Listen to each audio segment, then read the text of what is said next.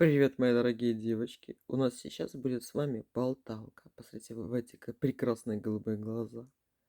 У нас будет болталка, как развить в себе ясновидение. И у нас с вами есть такой плейлист у меня на канале «Развиваем экстрасенсорику», где вы можете угадывать, что за ширмой. Точнее, что сейчас за черным котом. Кстати, вы можете сейчас вот понять, что за этим черным котом?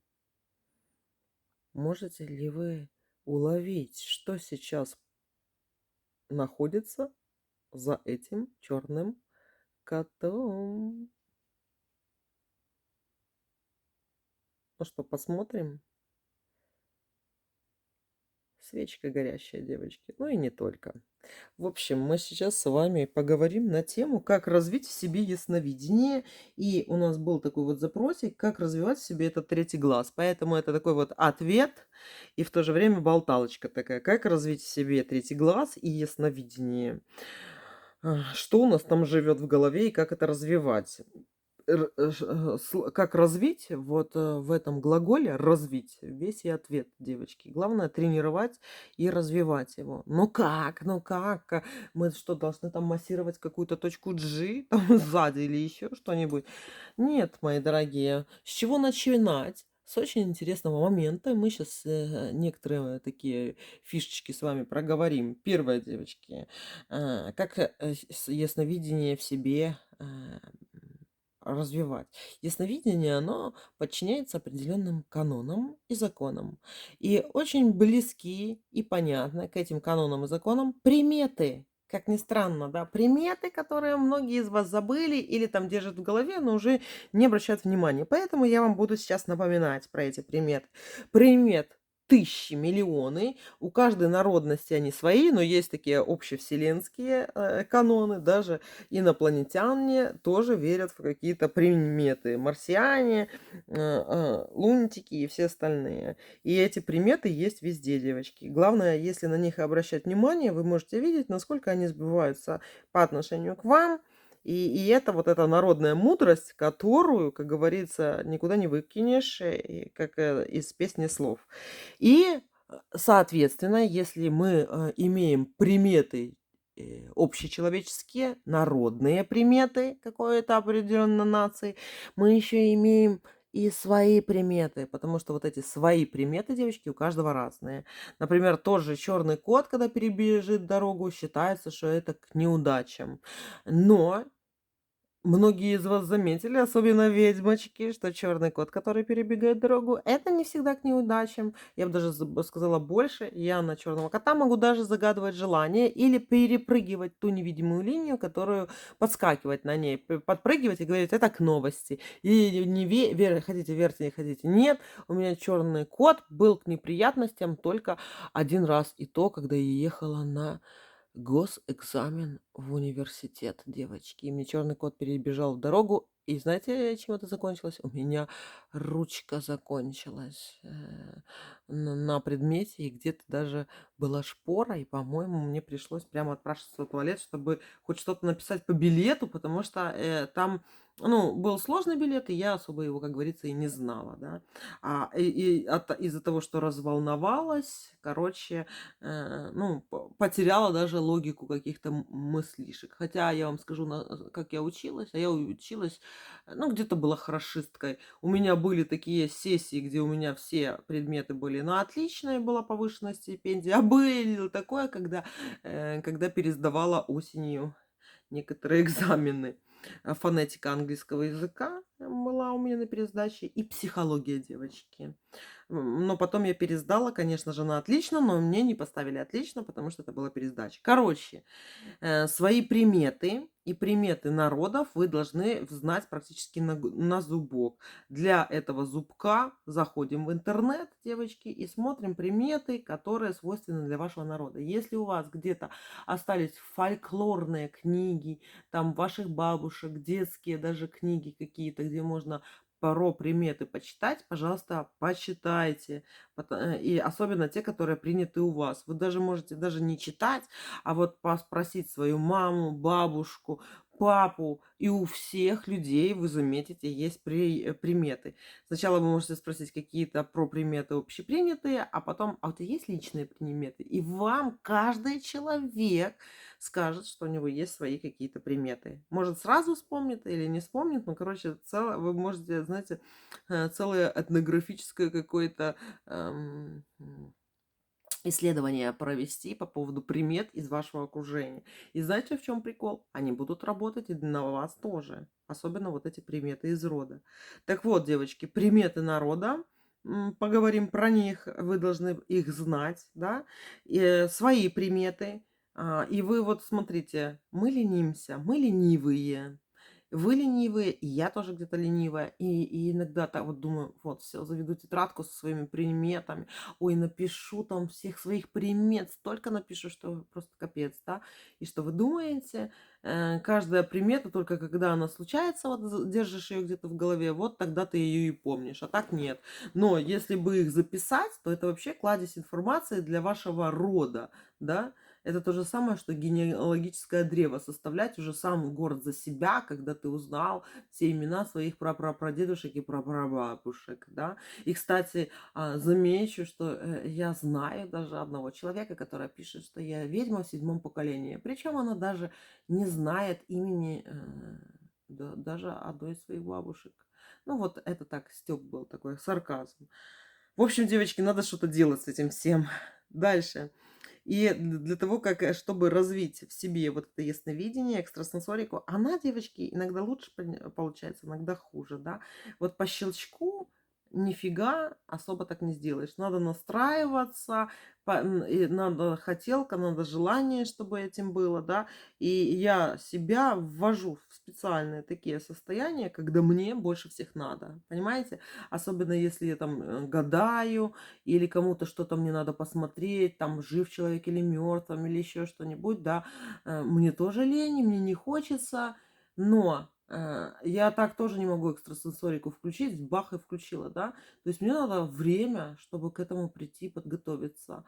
И когда я обращаюсь к другим экстрасенсам, да, у меня есть знакомые и друзья, и вот мне надо что-то кого-то спросить, да, и я спрашиваю, и не гоню человека и все остальное. Я могу через неделю получить ответ, через несколько дней получить ответ. И вообще, даже если чуть-чуть человек скажет, я говорю спасибо, да, и не расспрашиваю больше ничего. Сколько сказал, столько сказал. Дальше у меня начинает работать собственная экстрасенсорика. Понимаете? В эту же сторону.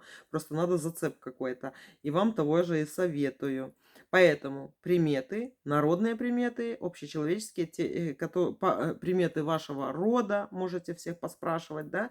И даже если вы запишете их, потом запишите рядом свои приметы, которые вот у вас работают, а потом будете проверять, как работают предметы вашего рода или вашего окружения знакомых вокруг вас, да, то вы увидите, что они у вас также работают.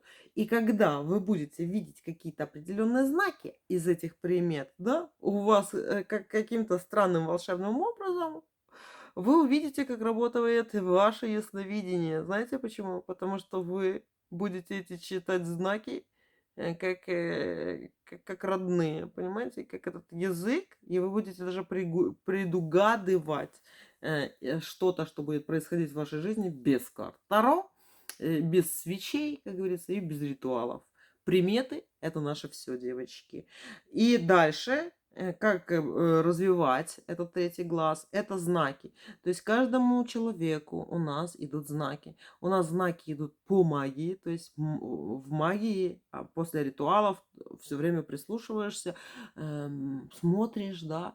Особенно у меня есть такая вот бесовская чистка, которую я тоже вот выложила в спонсорской подписке. Но я давно она у меня была эта бесовская чистка. Так вот, девочки, как только сделаешь эту бесовскую чистку, как только вынесешь куль, да, там какой надо, все время какая-нибудь чертяка, вот прям аж волосы дыбом встают. И все время не веришь, знаешь, что это будет, да, и все время не веришь, потому что вот, блин, как в кино в каком-то.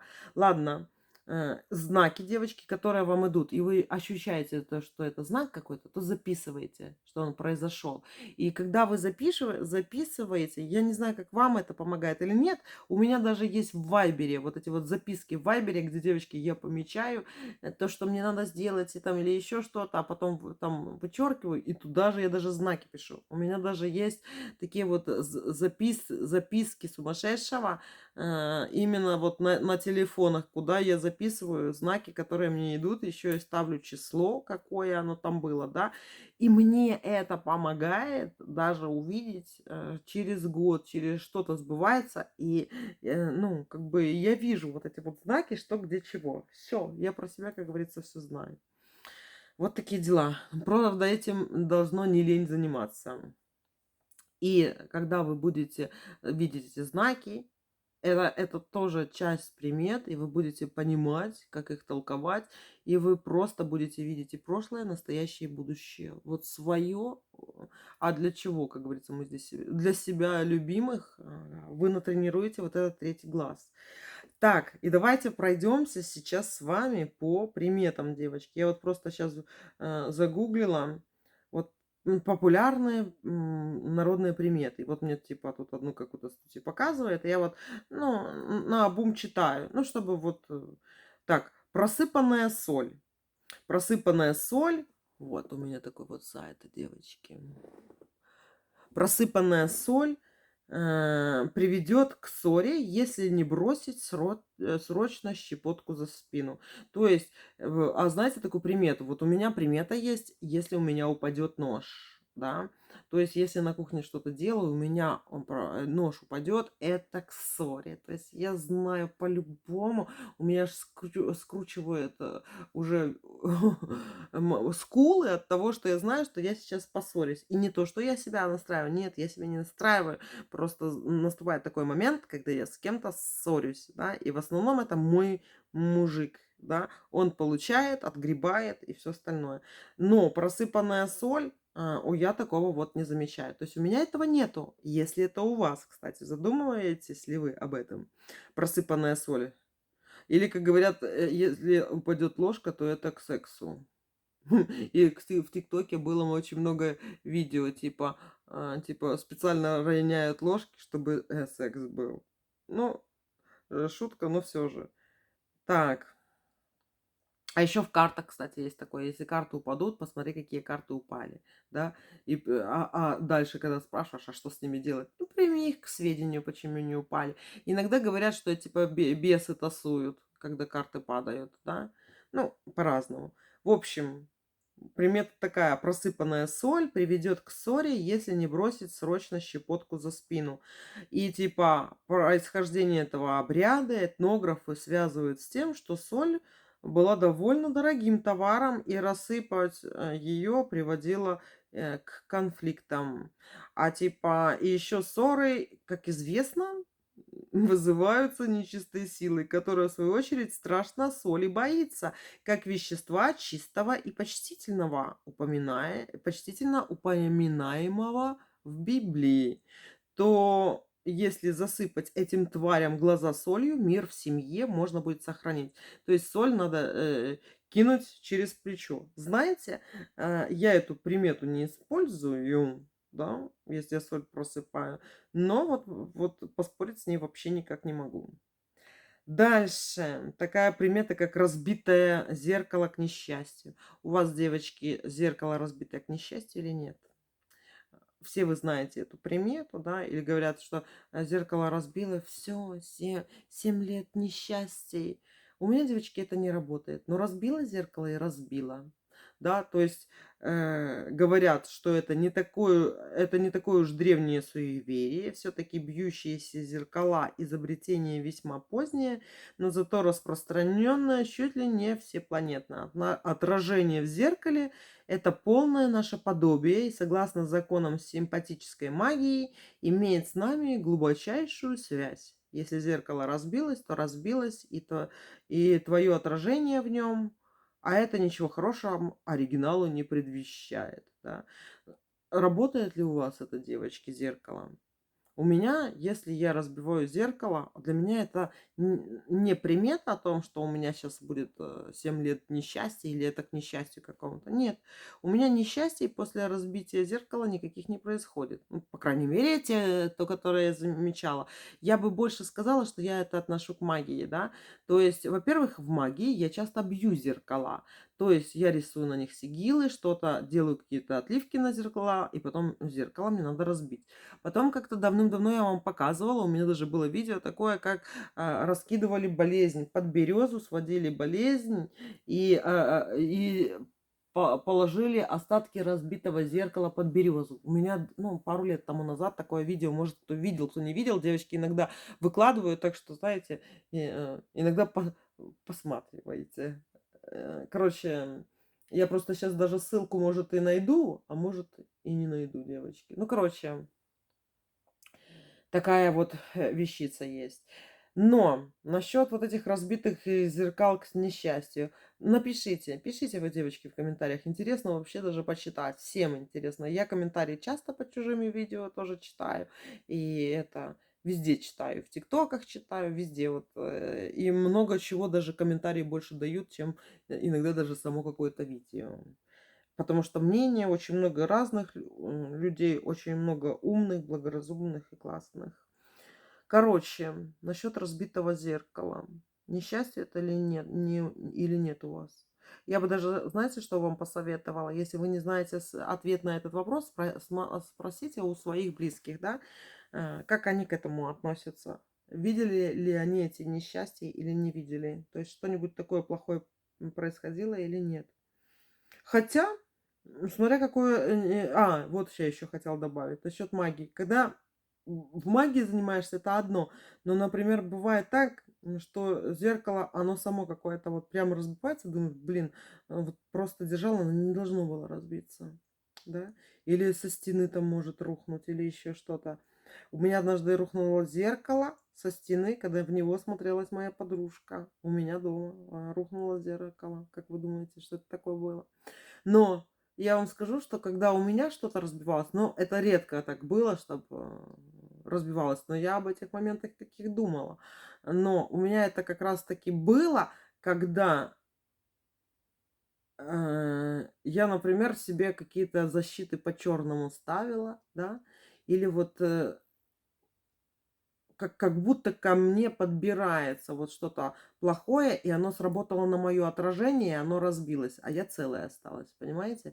Поэтому, когда зеркало бьется, а если вы еще черной магией занимаетесь, возможно, это был просто вам не, вот примета, знак такой о том, что, возможно, на вас было какое-то влияние, ваше зеркало разбилось, ваше отражение, но не разбились вы. Вот такие вот дела. Дальше. Есть такая примета. Если в доме покойник, нужно занавесить зеркала.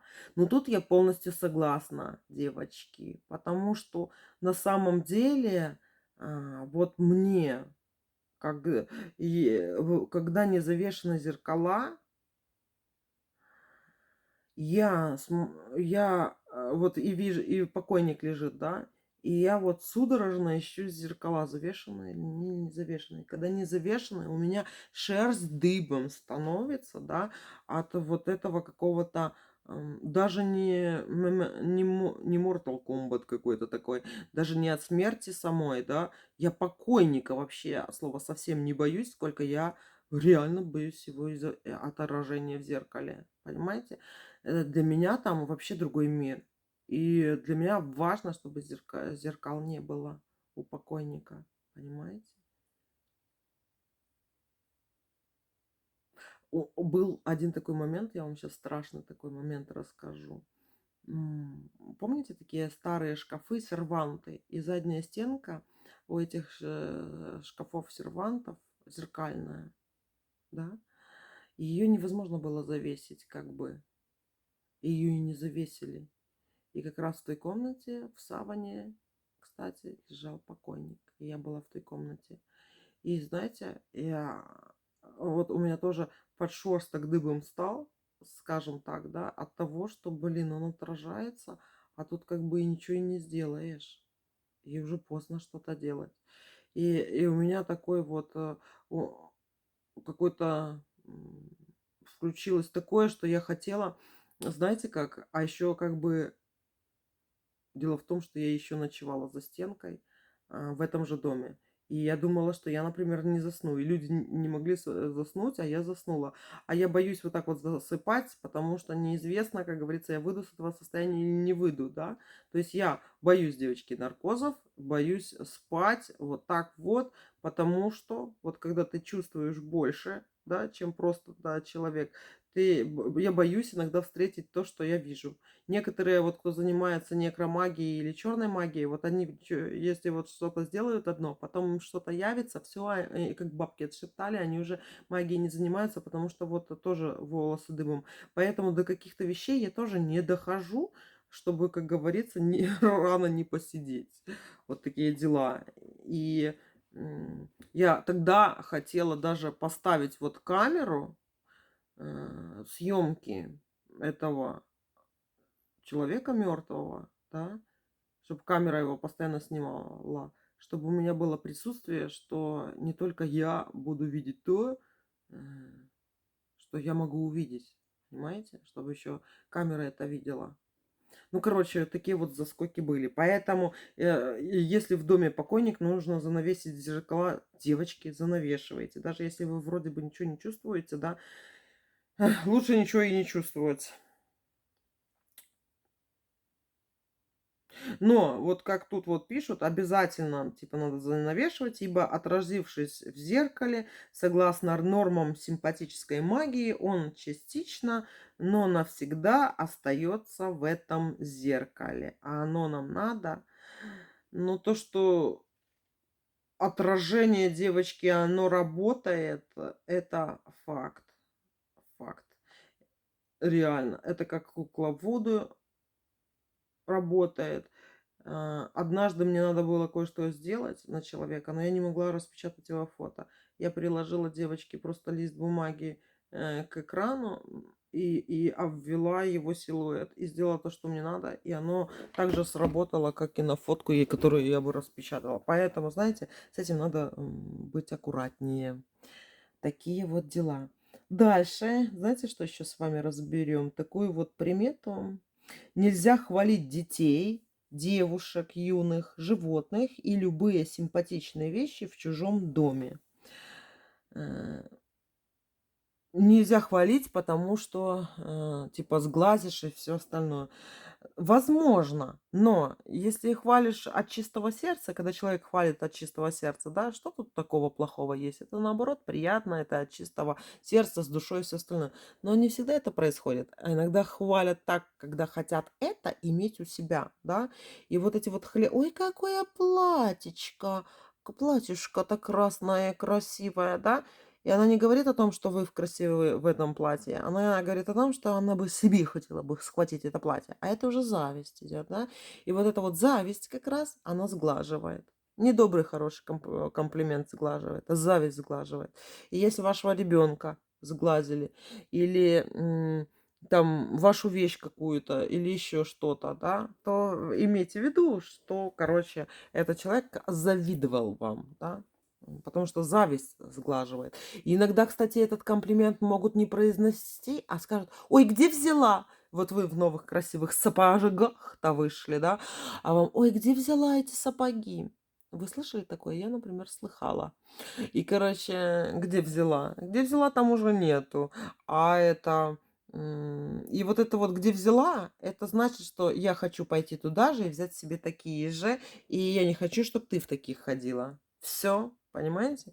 Поэтому, как говорится, хорошо, что вот таких вот людей затыкают этими же народными приметами. Не хвали, заткнись. Не хвали, не говори ничего такого, чтоб не сглазить. Потому что это никогда не всегда определишь, кто от чистого сердца, а кто от зависти, да. И поэтому так вот люди затыкают эти вот такие говорящие завистливые рты другим людям. Хотя приятное слово, знаете, всем приятно. Так, Есть вообще такая примета, девочки, я даже не знаю, читать ее или не читать, но прочитаю. Ну, это реально такие вот вещи пишут. Внезапный озноб означает, что кто-то прошел по твоей будущей могиле. Я вам не выдумываю, говорю, что в интернете есть. Парциальная магия тут действует шиворот на выворот. Могила, которая когда-нибудь примет пока еще живого покойника, все равно считается его частью. И, находясь в потревоженном состоянии, временно придает человеку некоторые черты мертвеца: бледность, холод членов и нарушение сознания. Вы что-нибудь поняли? Я ничего не поняла. Внезапный озноб означает, что кто-то прошел по твоей будущей могиле. Это одна из самых популярных примет? Что-то тут попутали. Нет, девочки. Что значит прошел по твоей могиле? А если озноб у всех был, и, например, у моего декана факультета, которая давным-давно почила, а, эм, земля ей пухом, точнее, не земля ей пухом по одной простой причине, потому что она завещала себя кремировать, ее кремировали, и что? Кто по ее вазе прошелся? Никто. Ну, короче, вот это какой-то бред, да. Но вот люди все равно пытаются объяснить внезапный озноб, да. Если внезапный озноб, значит, кто-то прошел там, где что? Где твоя будущая могила. Это примета. Ну, прикол, конечно, какой-то. Ну, тоже, знаете, смешно порассуждать, да, на такие темы. Вот, хорошая такая приметка дальше идет. Если есть с ножа, злым будешь. Язык, поконтактировавший с ножом, согласно нормам магии, приобретет свойства ножа, остроту и желание наносить раны окружающим. Ешь с ложки во имя мира во всем мире. Есть ножа, злым будешь. Я это слышала, девочки, от своих еще бабок, да, что с ножа есть нельзя. Но с ножа есть нельзя не то, что там злым будешь, ну, может и будешь, но я с ножа не ела, но я оказалась черной ведьмой и довольно-таки злой. Девочки мне недавно угрожали.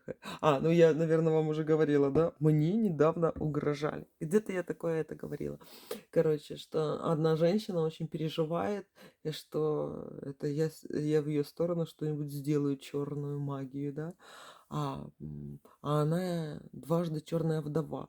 И она вот связалась с живым мужичком, а я как бы за него, да, не позволю, чтобы это был третий покойник, чтобы его выносили. И она такая передает мне через других людей, что черная магия мне вернется. Там, ну, это вообще анекдот дня. Вернется мне черная магия, которую я сделаю на нее. Ишь, как боится, девочки. Ой, как черную магию боятся. Так что, знаете, всегда говорите, что вы ведьмы. Всегда знаете, что вы ведьмы. Пусть вас боятся. Насчет, есть ли с ножа злым будешь? Ну, я, девочки, злой не стала, с ножа особо не ела. М, Не знаю, а у вас как работает это? Или это просто вас пугали? С другой стороны, с ножа есть. Это то же самое, знаете, что лизнуть турник в минус 20 градусов на улице и примерзнуть к нему. Но нож это острие, там можно реально порезать язык. А потом, как порежешь язык, то реально будешь злой. Что тут еще такого интересного пишут? Плевки через левое плечо помогают уберечь от несчастья. Плевки через левое плечо помогают уберечь от несчастья. Ну, вы плевали, когда через плечо левое? А есть еще, когда плюют и через левое, и через правое. Это вот ни папа, ни мама, ни зараза. Помните такое? Плевки через левое плечо помогают уберечься. Да, есть такое, девочки. Оно действительно работает. Вот как перекреститься работает, как вот так вот ручки держать работает. У многих, ну, короче, во многих, точнее, не во многих, а во всех э, религиях есть то, что уберегает от несчастья. И плевки через левое плечо — это тоже, девочки, к этому и относится. Но вот тут написано, что ведь на левом плече у каждого христианина сидит, как известно, сам нечистый в миниатюре. И меткий плевок в глаза дьяволу, видимо, призван привести его в такое шокированное состояние, что он на время потеряет контроль над ситуацией и не успеет напакостить нам в важный момент. Ну, я тут не поспорю, девочки. Все-таки плевки, они реально работают. Реально. А вы иногда замечали, что мужчины очень часто, есть такая, это, мне кажется, к мужчинам. Они у нас любят плеваться. Вы замечали такое, что у многих мужчин, ну, может, замечали, может быть, нет, но есть такое, было, как вот девушка идет, и мужчина как специально, или парень такой сплевывает в сторону, сплевывает, да, вроде бы это с ним не связано, но это нервное, да, при виде женщины у мужчин бывает такое. Я думаю, было, но это давным-давно как-то такое вот попадалось на глаза. Сплевывают через плечо мужики, когда ведьму завидели. Но это работает, девочки.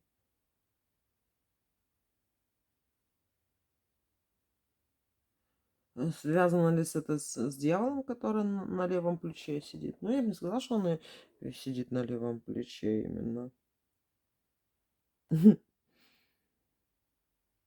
Дальше. Примету давайте еще посмотрим. Пустые кошельки и острые предметы не дарят. Но, девочки, я вам скажу еще, и есть такая примета, например, у нас в краях, что типа если часы, парню нельзя дарить часы, потому что ваше время типа будет сочтено. Пустые кошельки дарить, ну да, кошелек не дарят, но с другой стороны свою монетку туда ложить, да, ну, делишься ли ты своим каналом? Нет, я бы сказала, что это такая хорошая примета, если даришь кошелек, положи туда что-нибудь. Приятно очень. И уже это такое зачинание какое-то, да, то есть не сам человек туда что-то положил, да, для того, чтобы тратить, а что туда еще кто-то положил, чтобы потом этот человек потратил. То есть это хорошая примета на самом деле. Острые предметы, ножи дарить. Ну да, я тоже знаю, мужчинам, девочки, нельзя дарить ножи. Хочется, но нельзя. Знаете почему? Потому что потом же вы с ними и поссоритесь. Так, еще есть такая приметка — зашивать на себе одежду тоже нельзя, типа, потому что память потеряешь. Но я вам скажу одну вещь, как моя мама делала, да. Например, зашивать одежду. Когда я была ребенком и надо было на мне зашить какую-то порванную одежду вдруг, то мама мне от этой нитки, которой она зашивала, от иголки, кусочек нитки и давала мне в рот держать. И я держала во рту этот кусочек нитки, пока она мне что-то зашивала. И когда зашиваешь сам на себе что-то, я знаю, что надо типа нитку держать во рту. Прикол. Но это у меня в краях, а у вас какой? Зашивать на себе одежду, типа память потерять. Ну, я память как бы и не потеряла. Может, и как раз таки благодаря тому, что я эту нитку во рту и держала. Вот такие вот дела. Дальше еще одна такая примета на закуску. Возвращаться — плохая примета. А если уж вернулся, посмотри в зеркало перед тем, как уйти вторично.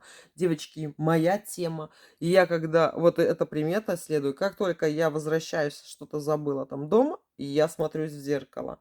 У меня зеркало как раз-таки на входе там и висит. Но когда мне, не хочется смотреть в зеркало, я принципиально. Иногда вот просто вот мне зашло бзик в голову, и я не хочу в зеркало смотреться. Не смотрюсь, но я смотрюсь, знаете, на что? На двери. То есть я всегда оборачиваюсь и смотрю на двери, на полотно дверное, девочки.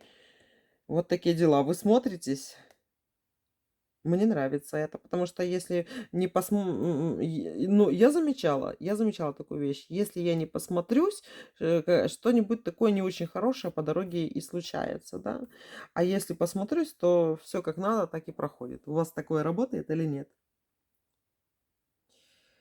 Ну, и есть такое посидеть на дорожку, нельзя выкидывать мусор, когда кто-то уезжает, да, мыть полы, когда кто-то уехал и не доехал еще до места назначения.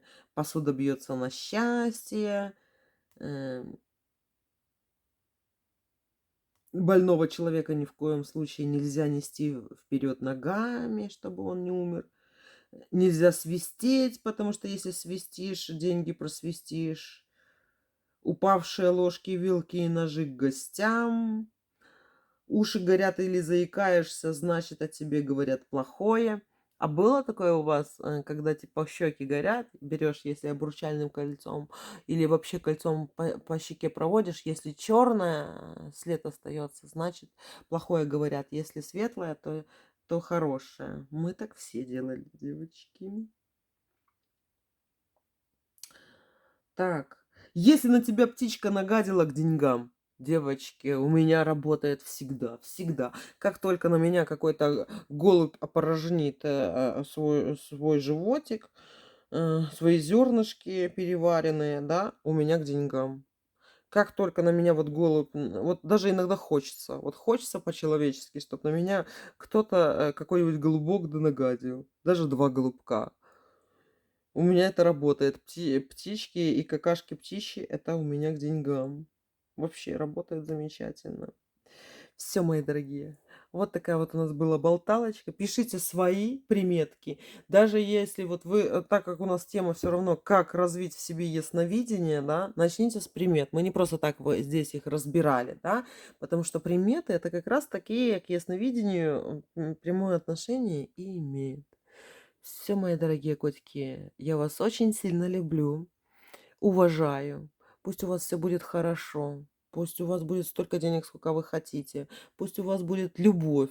Пусть рядом будет с вами любимый мужчина, детки, э, любимая женщина, родственники, чтобы никто не умирал, чтобы все хоть и пожили хорошо в этом мире. Все, мои дорогие, пока-пока.